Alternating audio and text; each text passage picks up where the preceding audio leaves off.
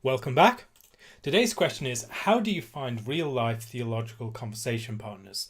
The theological and biblical conversations which I find stimulating and important are of no interest to the Christians I know in real life. Do I need to do what you've done and move across the world to be closer to the people I interact with on the internet?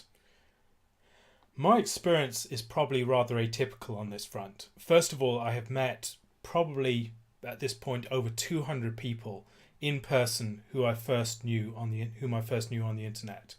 So that, I suppose, is a rather unusually high figure. The other thing is that the several or more people I've interacted with regularly talking about theology in person in my locality have been people I've met largely through the internet or indirectly with the internet as some factor. So whether that's discovering that we have a common interest in some theological conversation that's going on online, whether it's recognizing some or whether it's a past connection that has originally occurred through the internet and that person has moved to Durham to study, or whether it's another situation where there's a mutual friend who puts us in contact.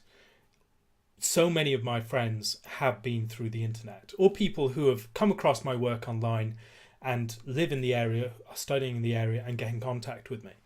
There have been so many contacts I've had in these sorts of ways. Most of them have not really amounted to much, but a number of them have developed into deep and long friendships. So there are a lot of opportunities out there that can be formed through the internet that actually work out in person. The internet, as I've described it in the past, can be like scaffolding.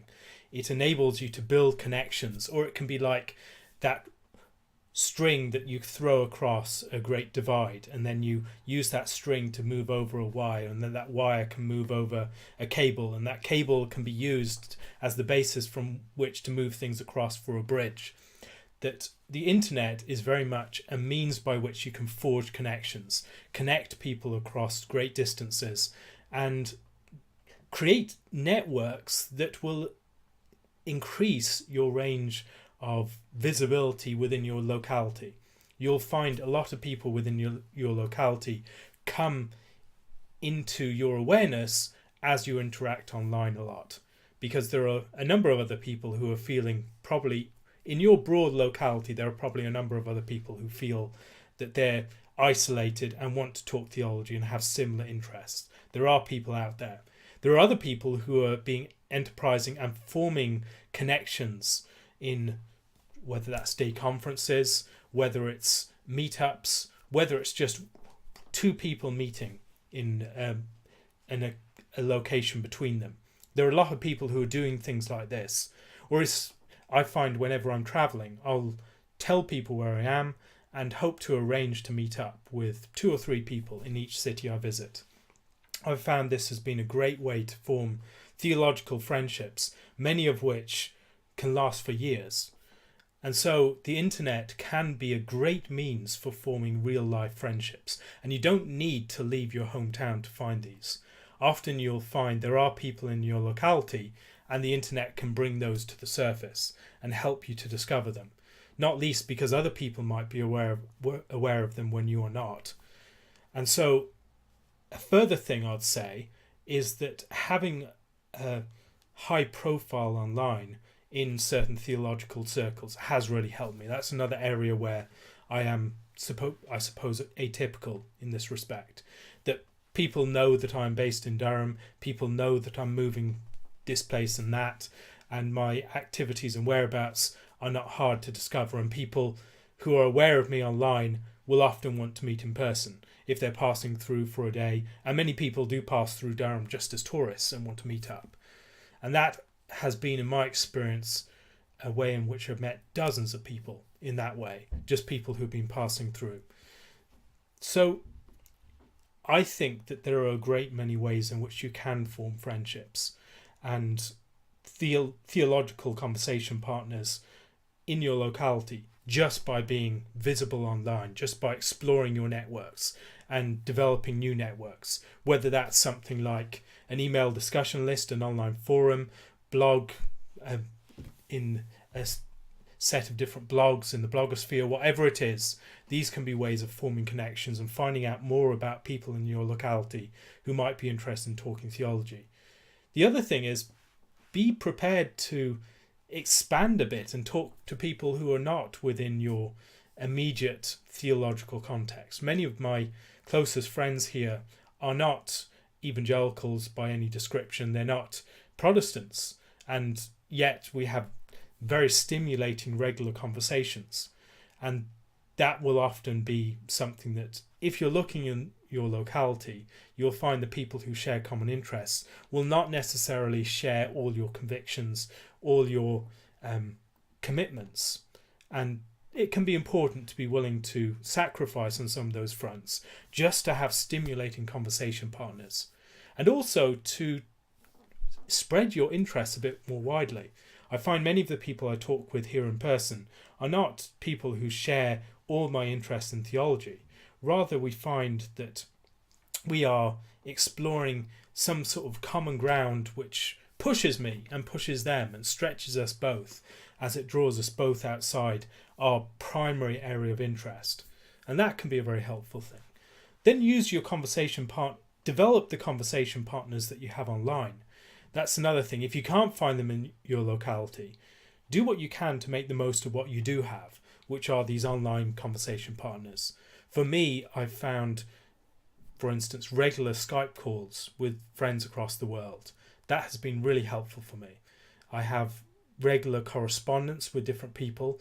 I have, for instance, more recently set up a weekly book discussion with a friend, and we both read through a book together during the week, and then we'll discuss it together for an hour on Skype. That sort of thing is not hard to set up. And if you look around, there will be people who are interested in this. Many people who are theologically feel isolated and want to have someone to talk to about things. Look for those people and set up a book discussion group. Your primary conversation partners are always going to be found in your library. And if you have other people in person that you can talk to about those books, it can be even better. And I've found so much help within that sort of conversation, and having people who are reading the same sort of books or reading things that I'm not reading, that they can push me in that direction and help me to learn about things that may not originally have been on my radar. Theological conversation partners today are so much easier to find than they ever would have been in the past. And one of the problems is that we do have a lot of these conversation partners online, and then we find that we're feeling dissatisfied with our in-person context, our real-life context. But what we have gained is immense, and we should not despise the real-life context simply because we have all these benefits of conversations with people with a similar set of concerns to us online. There are things about real-life conversations that you will not find online. These are people that can keep you faithful, keep you stretched and moving a bit further afield beyond your areas of immediate concern. There are people also that you'll find in the context of your church that will be spiritually challenging for you in a way that people online will generally not be. There is something about in-person interaction which is something more. And often that will be found not in people who want to just talk theology with you, but in people who will stretch you in other ways, who will move you beyond your narrow academic focus. And that academic focus can be a very good thing, but people who can move you a bit further afield from that.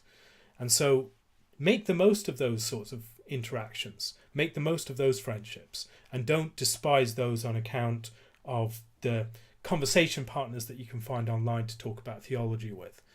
But on the other hand, make the most of those conversation partners online. There are plenty of ways to find those conversation partners through email discussion lists, through things like the Davenant Institute and other groups like that have done a lot to create networks of people. The Theopolis Institute also does a lot of this, to create contexts where people can get to know each other, get to know people who have similar interests, whether that's through regional and national convivia for the Davenant Institute or for Theopolis programs. These are things that I've been very excited about, in part because it enables people to connect to a wider body of people who share similar interests, concerns, and to network people. And those networks can be very powerful and helpful.